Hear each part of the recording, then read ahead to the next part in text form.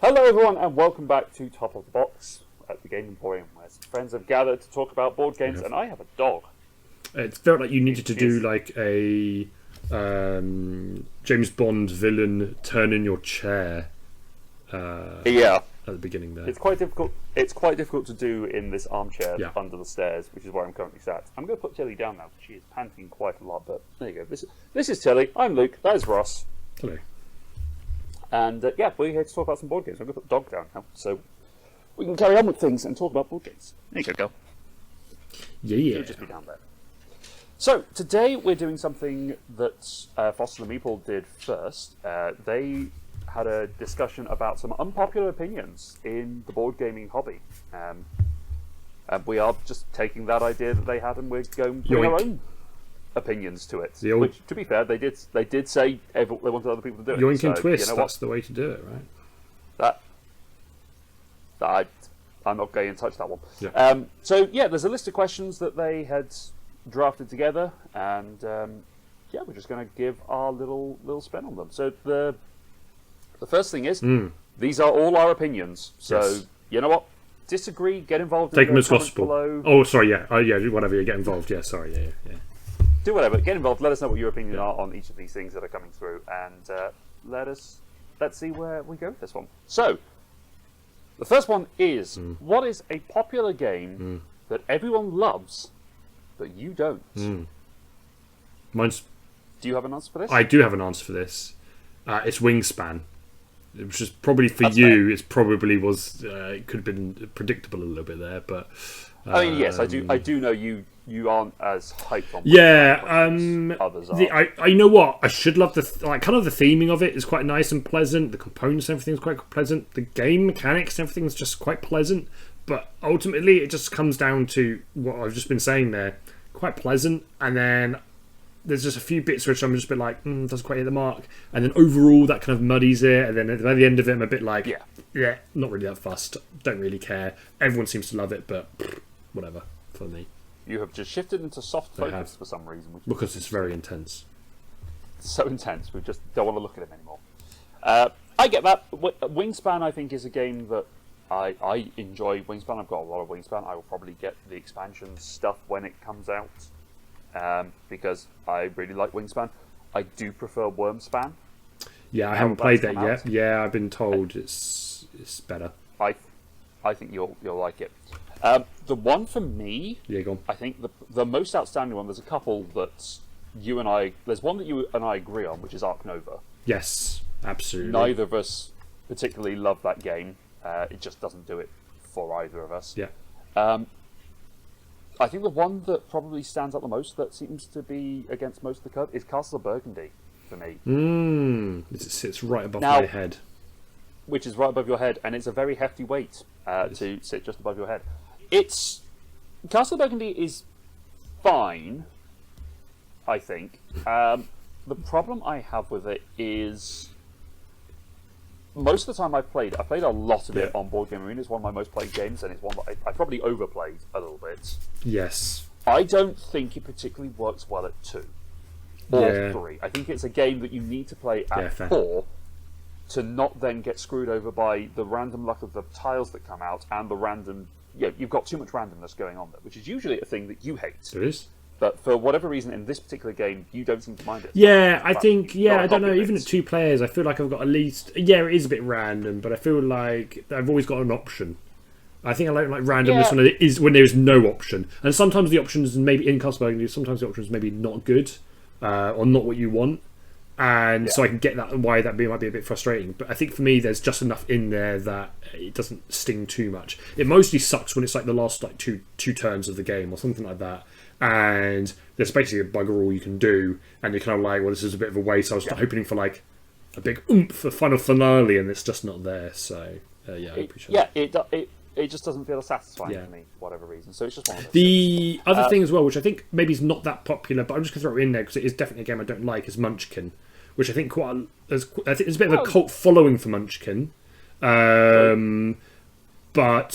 I think it's a game I absolutely despise. If I'm being very mean about it, and I really do not enjoy. So that was the other thought I had. Yeah, there's a lot of games out there that we probably have our opinions will vary. I mean, we know your favourite game of all time, which is actually just down here for me. It has been relegated from the top 50 shelf, so that just goes to show. Anyway, so going on to that then, about what games do we love but other people seemingly hate? I'd have thought Tapestry. Oh well, yeah, I kind of struggled to, exactly. I kind of struggled to answer this a little bit when I was thinking about what game. A little bit because I don't really, if I'm being again maybe a bit egotistical here, I don't know. I don't really care what other people think about, in the sense of whether they do or don't like games. So I don't really track whether people don't, particularly if the people don't like games, because then I'm a bit like, well, either I like it or, you know, or not, I guess. But yeah, Tapestry. I think Tapestry is a bit one where it gets a bit of a bad rep.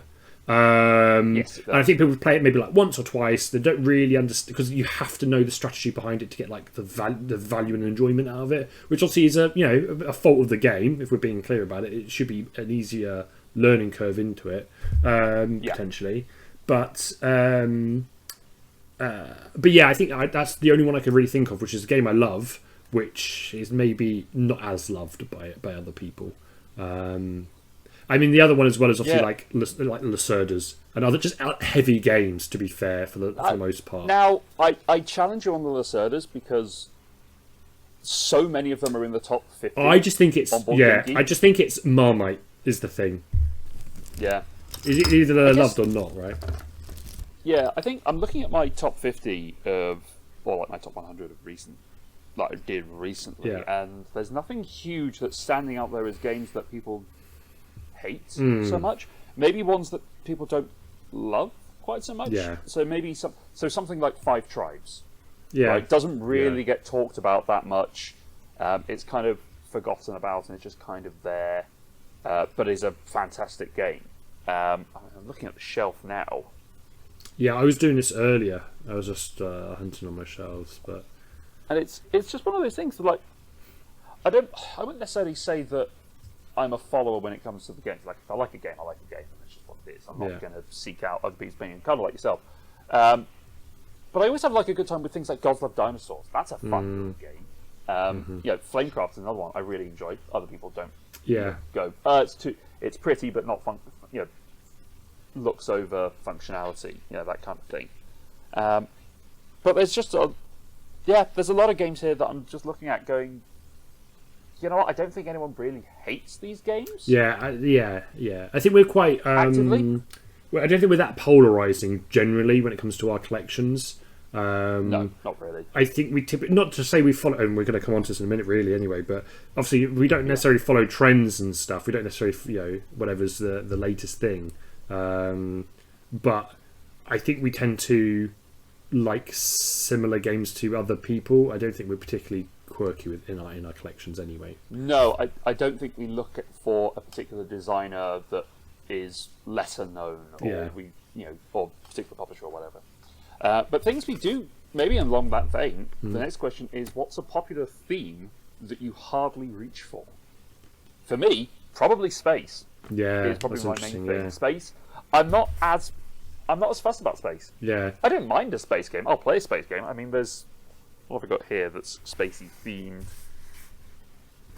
Galaxy Trucker is behind me. The only reason you play a space game is because I'm forcing you to play one, pretty much. That's the.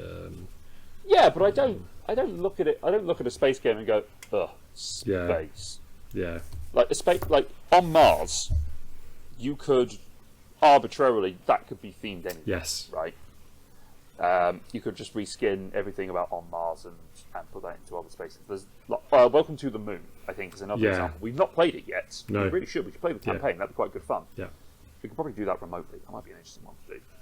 But anyway, regular Welcome to, pretty good. Yeah. I like Welcome to. Yeah. It's good on BGA. I've never tried Welcome to the Moon. It's not a case of not liking a space game. It's just it's not one that necessarily draws. Definitely not in the same way it does for me, right? I see a space game and I'm like, "Ooh, I want to add this to my collection," and then maybe I'll see if I actually like the gameplay after the fact. You kind of do it in the reverse way, just like it will draw you in. Yeah. So what's a theme that you don't necessarily? Yeah, I mean, for me, I think it's industry is kind of what I wrote down really there. So because the only thing I could think of which was in that regards, because stuff like I mean, I'm covering quite a lot here, but like brass is probably the only one which is in my collection which has that kind of like that sort of vibe. Kanban was one which I had, which I was a bit like about.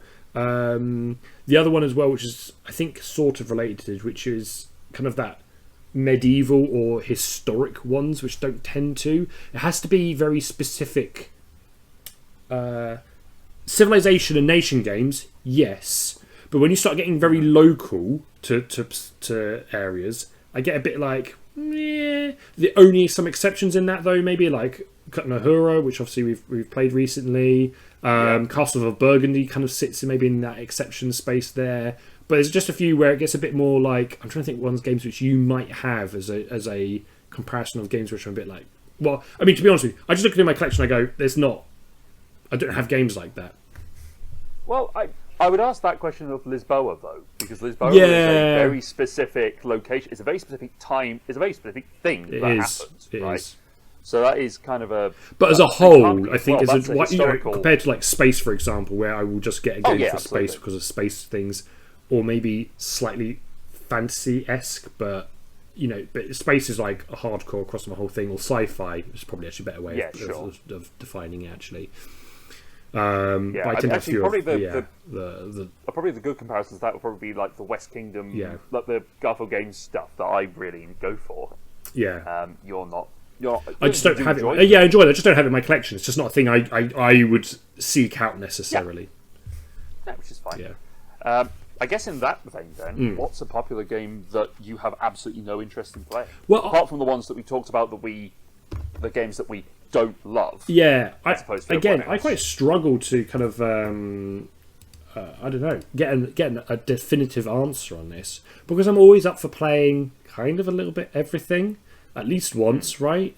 I think there's a few things in there which I'm sometimes we've found out that we've been quite popular or whatever that I'm a bit like not really that fussed about, like Park Nova for example.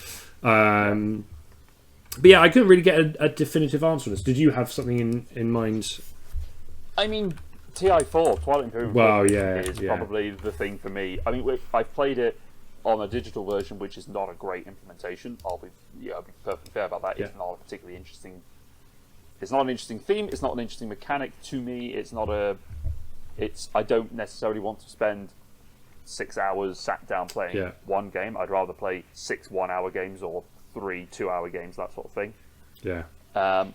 So probably that is probably where I would fall. Those big Civ, Civilization skirmishy games don't necessarily appeal to me. Yes. Things like that. Yeah. Eclipse. After we played it the first time, it's kind of like, okay, I didn't really like Eclipse. Yeah. I probably won't like TI4 playing that physically, which I get. There's like negotiation and all that sort of stuff. There's other things in that game that will make a difference, and I probably will give it a go at some point. I mean, it's on our challenge list. Let's be honest. Reality of making that happen in the next 6 months is quite low. Yeah.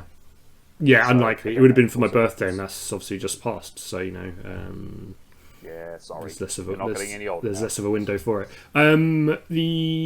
What was I suddenly had a thought. There's stuff like, which is weird. There's stuff like Power Grid, right? Which for so long it tends to be a bit more of a classic game, and for a very, very, very long time, I've been playing board games, so I don't even know how long now. 12 years, 13 years, something like that. I never played it until 2 years ago. We played it at AAC West. We did. Yeah. It was like last October. Was it last October? Yes. Was it last October? Oh, it was only a year ago then, okay. Or so. Like 9 months ago. Yeah. It felt like longer ago. And so, there's games like that which I wasn't putting off, but I was never really seeking out necessarily either. But I felt like I should play because it is meant to be that game that you're going to play a little bit.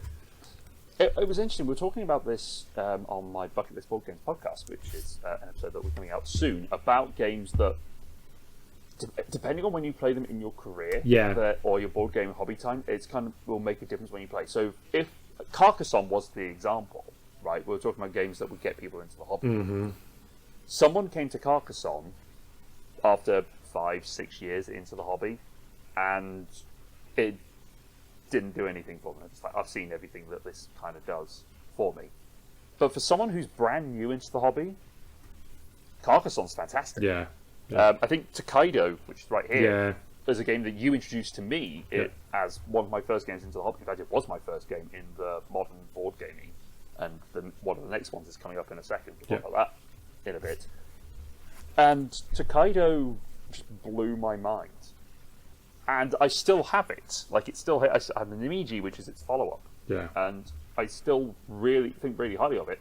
Even though there are other games that do what Tokaido does better. Yeah. There are other games that do what Carcassonne does better. There's games that do what Ticket to Ride does better. But I still have a really fond spot for those games. Whereas if I played Ticket to Ride for the first time now, I probably wouldn't have that. No, yeah.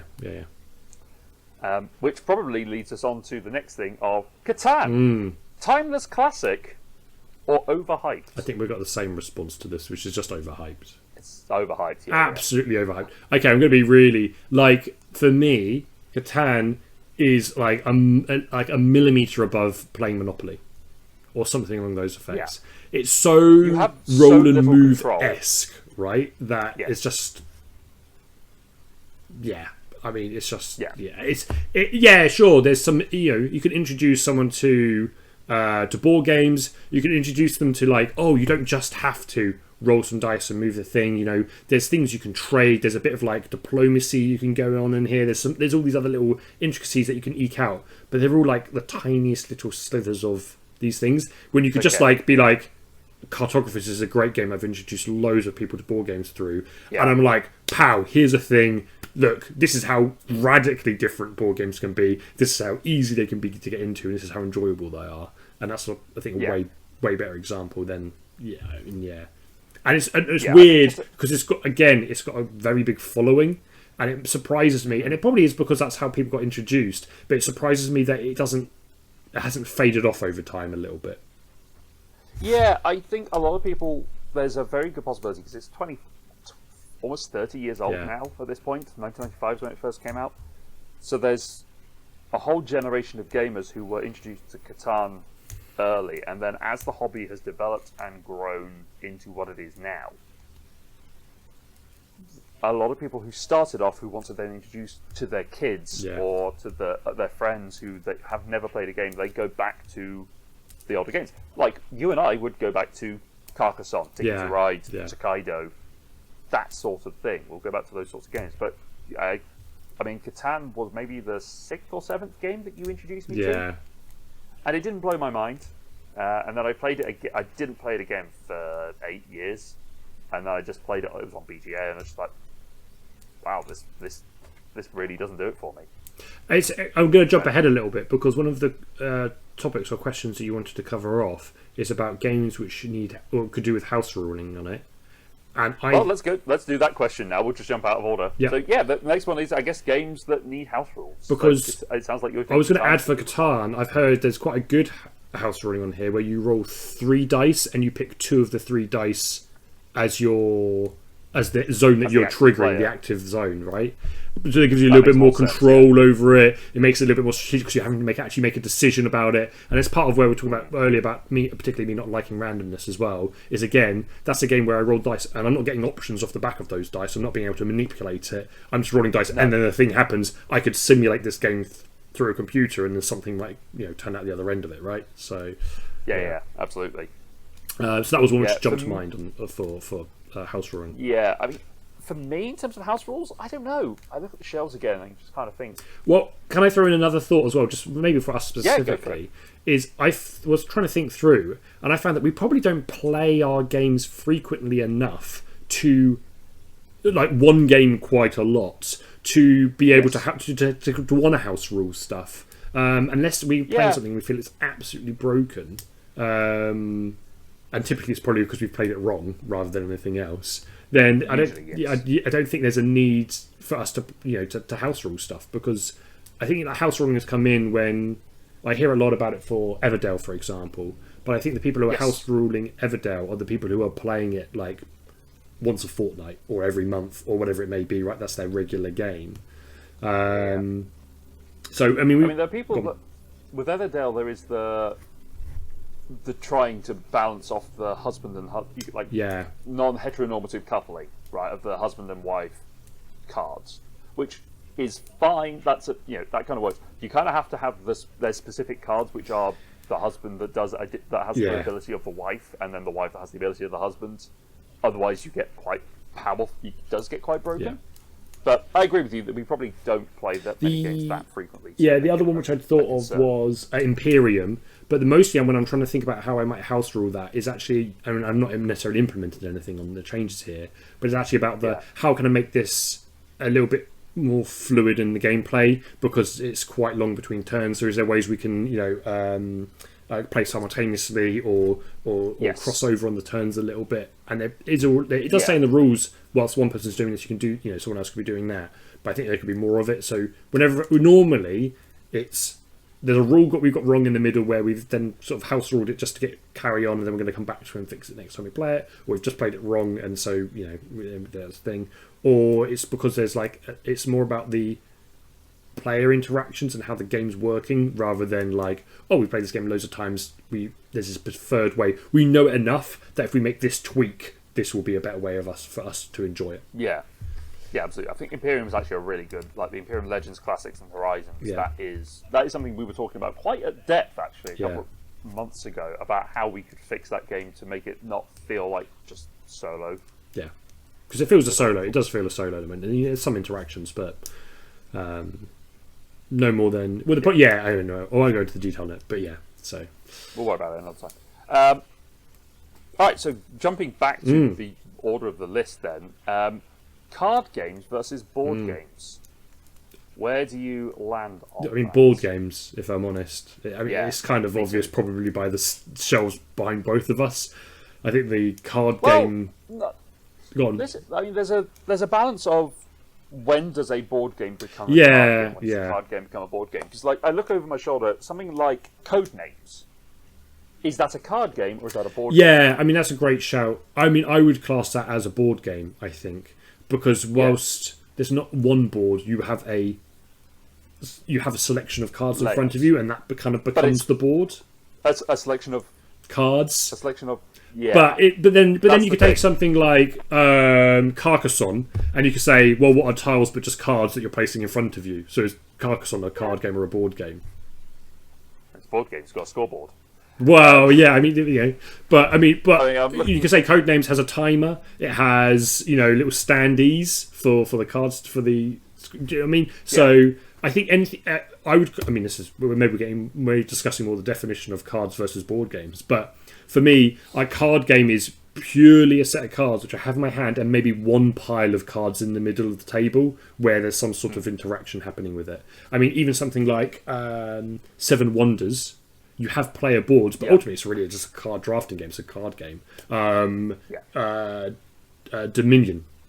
Is that is a card game? Yeah, it's a card game. Yeah, it's not really. It is kind of a board game. There's no board at all. Yeah, it's just cards. But it's just weird. I don't know. This one for me was it's board games probably wins out over card games. Yeah. But I tend to lump everything together. They're just games which use cardboard. So cardboard games. There we go. New term coined. Everything's a cardboard game. Fair enough. Well, I guess we're going from the cardboard games, kind of looping back to the house rules things. How do you feel about expansions? Go on. There are different types of expansions. Yes. Right. There are the expansions like.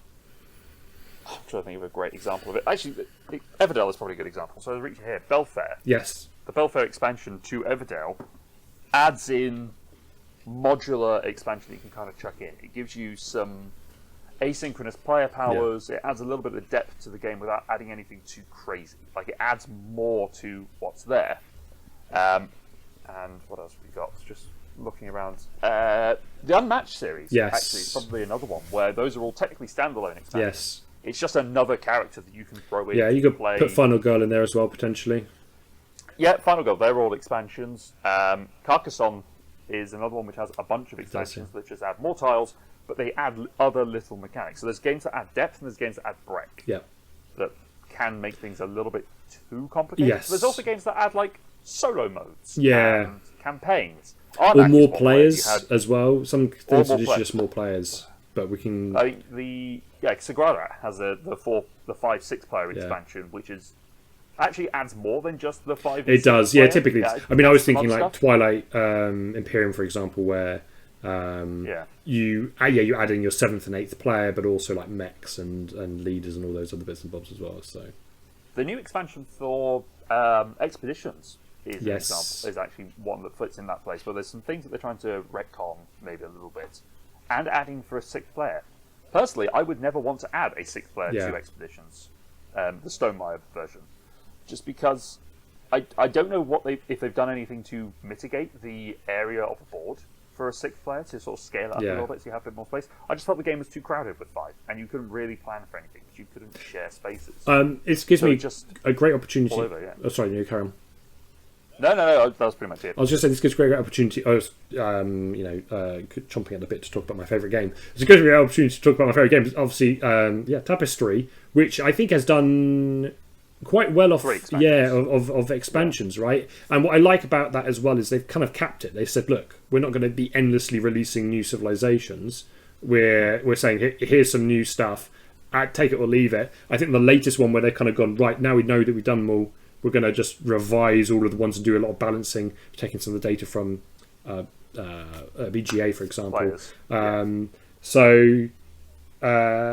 think that's a good example. There's things which I don't like about expansions, but funny enough, I think they're mostly Kickstarter related or esque, which is where expansions are announced or released like within the game or post, like 1 month after the game has been delivered, and or bits which are really obviously, I think it's bits which are really obviously are stuff where they're developing the game, they kind of took it out.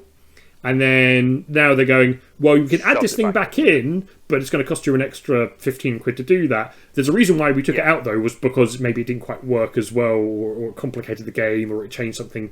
So it's just a bit like, I don't know. I mean, maybe this is a bit of a cynical view, but sometimes it feels like it's just squeezing a bit more money out of it rather than, value of the game, right? I mean, there are definitely expansions which, as long as they're expansions that add more, I think is always kind of the goal. Like, more of the same is always good. Like with Tapestry, Wingspan, it's just a case of, here is some more stuff, and we're also going to try and fix some things retroactively. Cartographers, more maps. Just throw that Rolling Realms is a great example of that. I mean, there's quite a few Stonemaier games we're mentioning here. I think they do a good job, really, of like managing a game's life cycle. So. And we know. I mean, looking at the boxes for Apiary as an example, we know there's expansion content coming for Apiary to build that game out a little bit, just because there's space in the box. And it's just one of those things. So expansions are definitely, some games do need expansions after a while. Everdell is a great example because I think after a while, Laura loves Everdell. But even she was getting a little bit, okay, we've pretty much seen what we can do here. So we just need to add something to freshen up, because we still love it. We don't want to get rid of it. But I think one of those kind of on the opposite side of the coin to that as well. I've got the expansions for, does it go the right way, on Mars. But I don't play on Mars frequently enough, and I don't typically play it with the same group of people. So what happens is, quite frequently, is I'll play a game. I mean, this isn't just on Mars, but that's just an example. But I'll have to play the base game of that game to teach people the game, and then hope that we play again in the next 3 months. So then I can add the expansion stuff in. And I find that quite a lot as well across all of the expansions, where it increases the complexity of the game. That actually, that's not always necessarily a good thing. I think where we've kind of, I mean, if I try to summarise what we're both saying, where you have the core game, but you're giving more setup or options for the player. I think great. If it's the expansion where they're adding more components, more mechanisms into the game, I think that's. I mean, they're not always bad, but it's just not as good, right? The other one as well is just Small World, great example of that. Very simple game. They just keep adding factions and powers. And changing the scope in that sense. I mean, they have a board maybe, but you can scale it a little bit, right? I mean, that's basically what we're saying is give us more, but don't push it. Yeah. Pretty much. All right, next one is Cult of the New. Good or bad? And I think this is a tricky one because I think for certain elements, we do fall into Cult of the New. We do. To a degree. Not so much as a let's play the newest hotness, right? Usually between the two of us, it's just like, oh, this looks like an interesting game, let's play that. But we're not necessarily suckered in by hype. So I literally wrote the words on here: new good, hype bad. Those are the words I wrote down as my prompt, basically. Which is, new games, great. Let's keep bringing out new games. Let's keep playing new stuff. That's really interesting. Particularly if there's there is a new facet or exploration, something which we've not seen before. But where games are really hyped, and it's a new game, and then you kind of buy into that hype, and then, well, one, I think it obviously just tees you up for disappointment. But also, I mean, it's just a bit again, we're going to name it again 3 times. We can put a little counter on there for Ark Nova mentions. But Ark Nova is a great one, where everyone hyped about that. And then it was a bit... Obsession for me was another one as well, which everyone was hyping about Obsession. And I'm a bit I don't get it. It doesn't seem... But then it's a historical game, maybe. So maybe that was why I didn't like it. But who knows? Potentially. But it's just... Cult of the New isn't necessarily bad. I think my particular take on being part of the Cult of the New is I'm not necessarily going to be focused on the newest hotness. I'm more thinking about the newest game that I've just got. Yeah.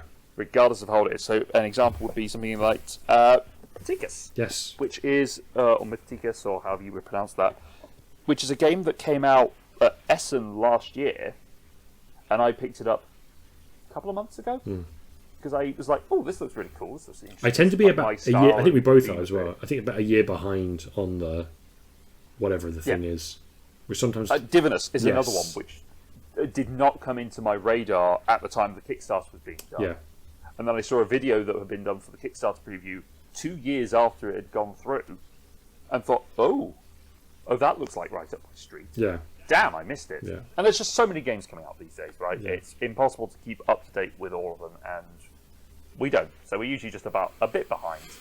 But that's fine. Yeah. Ultimately. And this is all fine. Again, just clarifying your point earlier. There's no right or wrong opinions here. Except mine. Yeah.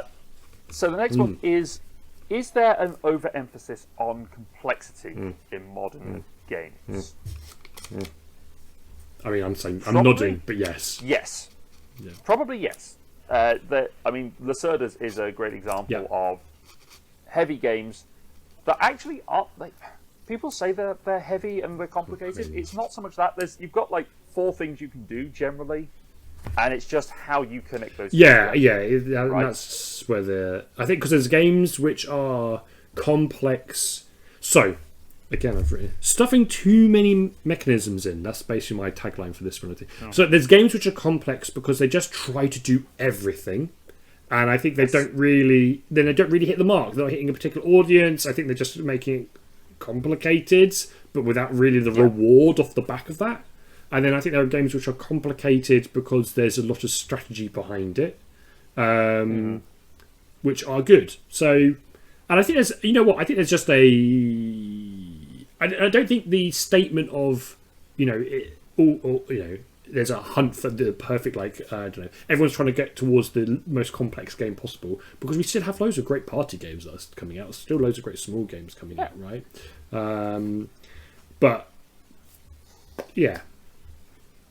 I think that there is definitely a desire to focus on something that's new and innovative, rather than necessarily complicated. Yeah. There are games that I'll go back to Garfield Games and their sort of stuff, like the West Kingdom games, I thought were great. It got more complicated. The Architects was relatively light. Paladins got much heavier, and Viscounts was more mid in terms of their complexity. And you jump up to the South Tigris series, and there was a bit of a jump in the level of complexity for Wayfarers and Scholars. Wayfarers, I felt, wasn't too open, and there wasn't enough focus on some of the things there. It was a complete sandbox game, which is fine. Sandbox games are great. Feast for Odin, pretty good sandbox game. Just Wayfarers didn't really do it for me. Whereas Scholars, a lot heavier, but actually relatively straightforward in what you're doing. Yeah. It's just the decisions and how you can get to what you want to do with them. So it's not necessarily a bad thing to have complexity. It's how it's used. Yeah.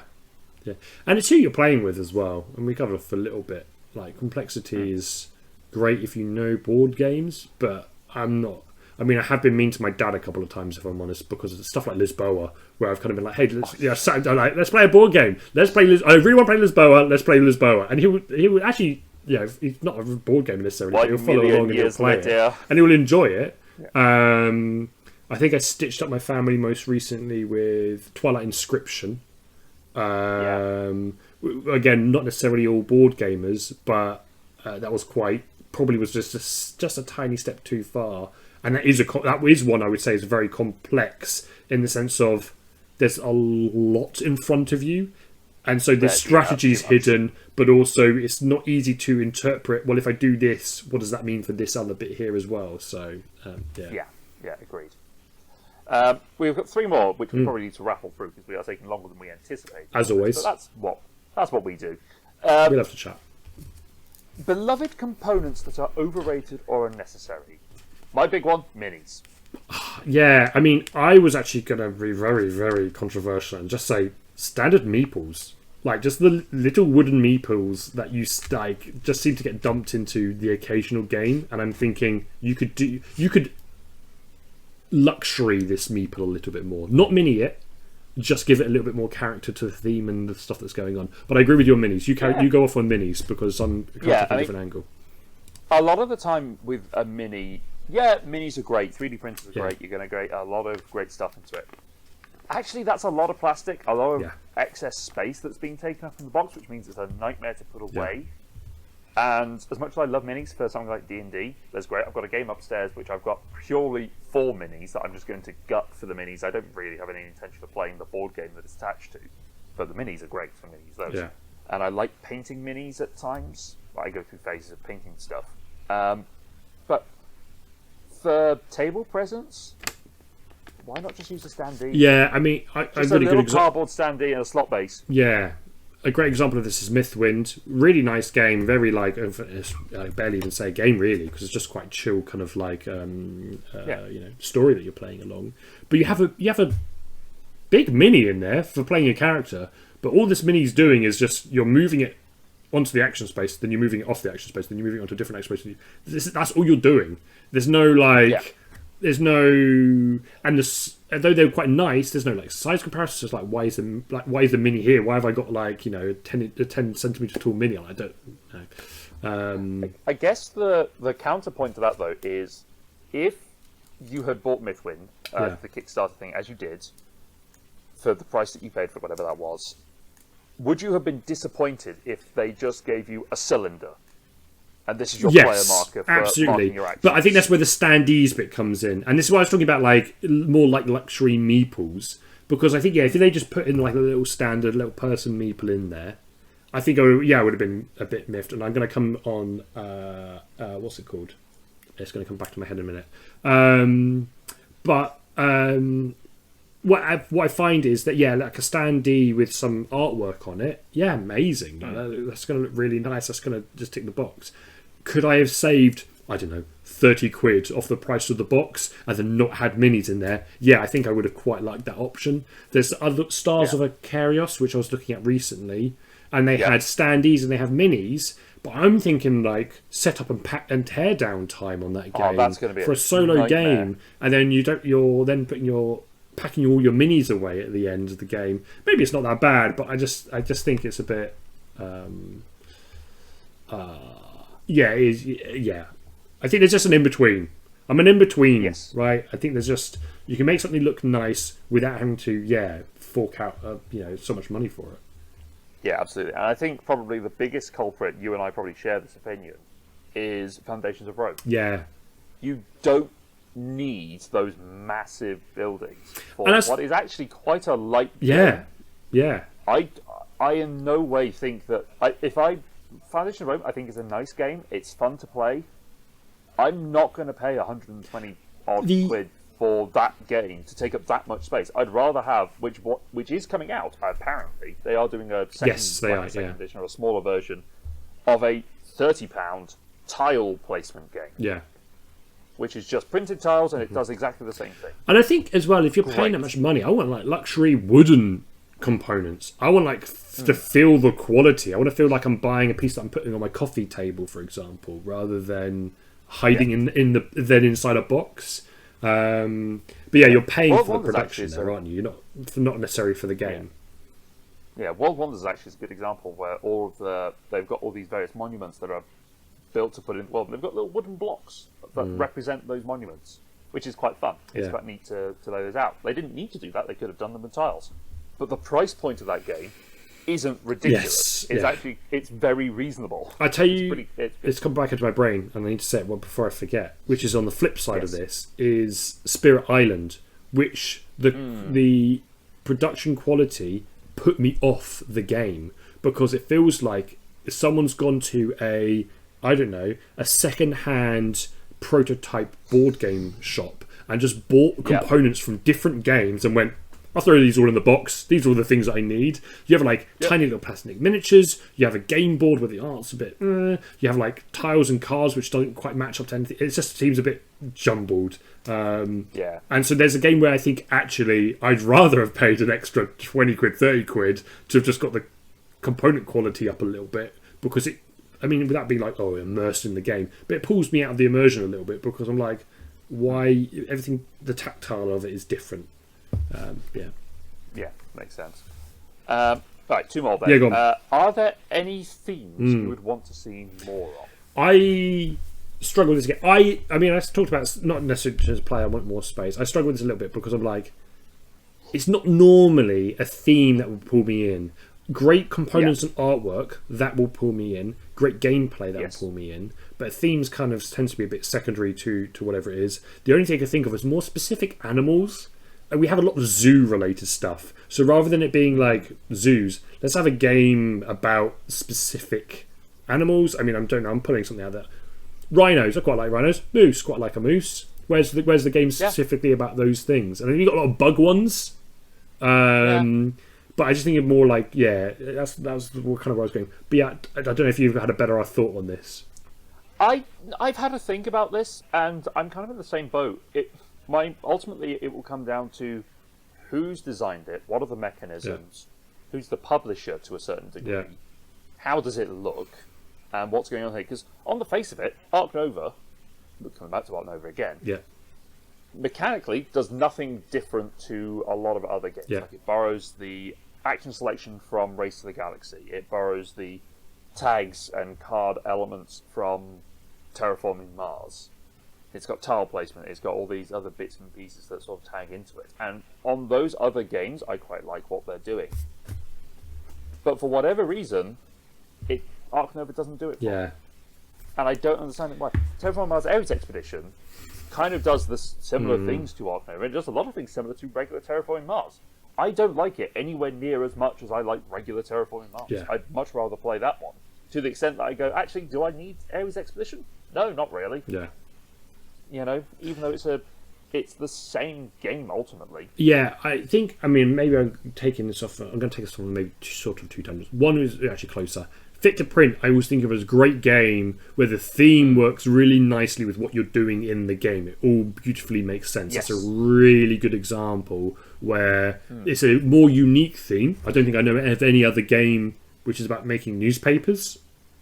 No. But it works really well. It makes sense. It clicks together. That's what I'm looking for. But there's also games where, and I think this is more about the actual what's being played in the game or the way it works, where there's a theme behind it, typically a story, but actually that's not the ultimate goal of the game, and that really winds me up when I have games like that, and I can't think of a great example. We played one recently. What's your fave? Scholars. Which we didn't complete the whole game. So this is with a very heavy caveat because we didn't get to finish the game. And it was obviously first time playing it. We barely got into the game. And all this sort of stuff. So really, really heavy caveat, but it's just because it's on the top of my tongue or top of my memory, whatever one, for what it is. But it's about scribing books, but I felt like I wasn't scribing any books. And it kind of lost the theme in there a little bit. Kanban, again, I mentioned it earlier, but maybe it's a little bit like that, which is I don't really feel like I'm designing a car when I'm or building cars when I'm doing that, really. No, but then then again, I never feel like I'm on Mars. Yeah, I mean that's kind of fair. Yeah, and that's true. I think that's fair. I mean, I think Lacerda's a very pretty games. Ian does a great job with all the art and stuff. But yeah, I mean, I think the Lacerdas tend to be a bit theme light because you have games like what is it called? We played recently. Is it Gravity Drive? Is that the one I'm thinking of? Not with me, I don't think. I think it is with you. Oh, I can't remember. Anyway, well, it makes sense. It like, feels a bit more like the space theme was a little bit more, I don't know, engaging. It will come back to me in a minute. It will come back to me. I'm Probably. Sure. But yeah. Ultimately, just create interesting things. Yeah. And make it make sense with the game. I think that's what I care about, really. Yeah. Yeah. All right, last question then is, does an over-emphasis on winning take away the fun? To which the short answer is, yeah. Yeah, 100%. Yeah. I mean, you and I have both played in games where people have been focused on winning to the extent of they'll argue over every little point. Yeah. Which does take away the fun of it. I will happily admit I'm not necessarily I'm trying to think of the best way to phrase this. It's not that I'm a bad loser, I don't think. I don't like when I can't compete. Yes. And it's something that... Go on. Sorry. No, you go first. No, you go. No, that's interesting because it's kind of similar to the thought process that I had, which is that I don't mind losing a game so long as the person who is winning isn't either intentionally interrupting what I'm trying to do or is being malicious, I guess, in that sense. There's nothing more annoying where you're already losing a game, but you're like, well, I'll just have fun and I'll try to play around with this thing. Mm-hmm. But the other person has such a lead that they can just interrupt whatever it is that you're doing. So then you feel like you're a slave to the game, and you don't ever want to be that really, really poor loser and you're being like, I'm done, I walk away from the table, pack the game up, whatever, I don't care. But I've definitely been in games like that where I'm like, we already know this is a surefire thing, why are we dragging this out another 30 minutes, hour, where and I feel like you felt a bit like that with Eclipse. Although I think you came second Eclipse, in the end, so actually you did drag it out and you did get some success off it, but... I did. Well, Eclipse and TI4 when we played it that one time, where I just got so lost with everything that was going on. It's like, I don't understand what's going on. I can't compete with these 5 other people who have played this game physically recently and have played this digital implementation more recently than I have. So I have no idea what's going on. I just can't do anything. But Eclipse was definitely a case of I got stuck in a situation which you actually put me in. Yes, I did. Damn you. Yeah, I did. I mean, that's the thing. I mean, I was trying to win that, right? And that goes literally I'm at fault of the thing that I just said I don't like doing. And it wasn't really, I wasn't intentionally, I was targeting you because I'm trying to put you on the back foot so I can win. But I didn't realise at the time it was going to have such a huge impact for the rest of the 2 hours or whatever, 3 hours, 4 hours, however long we were playing, very long time we were playing, Yeah. But yeah, I mean, as I say, my main thing is I want to be able to compete in a game. But if there's things in a game that means I can't compete and I can't do what I want to do as part of the game because of random chance or because a certain thing is set in a certain way so I can't actually do what I need to do, or if I just haven't understood something necessarily, then that sours me on a game quite quickly. Yeah. And the same with you is if I build something, great. But if you then take it away and I can't do that thing anymore, that's annoying. Yeah. It's like take that is probably one of my least favourite mechanisms for that very reason. In a game that's less than half an hour, take that is fine. Yes. In a game that goes for over an hour, same with player elimination, right? It's the same sort of thing. Yes. I find I tend to put myself at a disadvantage and not try win in the player elimination game because I don't want to eliminate people from the game. I mean, take Twilight Imperium. I think we were all when we played physically, everyone in that room was actively not trying to knock anyone else out because we knew that person was going to have to be sitting on their own for another 6-7 hours while everyone finished off what they're playing. So then you end up not really playing up to me, not really trying to win and all that sort of stuff. So, ironically, in the game that I played, no one could knock me out, even though literally you were begging for people to knock you out, and they were failing. And it was just hilarious how bad it was. But anyway. Yeah. So those are our questions and our sort of opinions on those points of the game. So thank you again to Foster the Meeple. Go check out them for their video. Jeff and Jamie did a wonderful video which led to this. Let us know what you think about any of these questions, and let other content creators know that this is something you'd like them to do. You'd like to hear their opinions on these things. Let us know what your opinions are down in the comments. Please. If you like what you see here, check out some of the other stuff that we do here on the channel. Do the subscribing, the liking thing, and if you like the idea of any of the games that we have talked about, there's a link in the description as well for a Zatu affiliate link that you can go and check out some of the games there. And if you like the RPG side, you can go to gamekey.co.uk/survive to get yourself something there. Till next time, thanks everyone for watching. We'll see you again very soon. Thank you. Bye. Bye.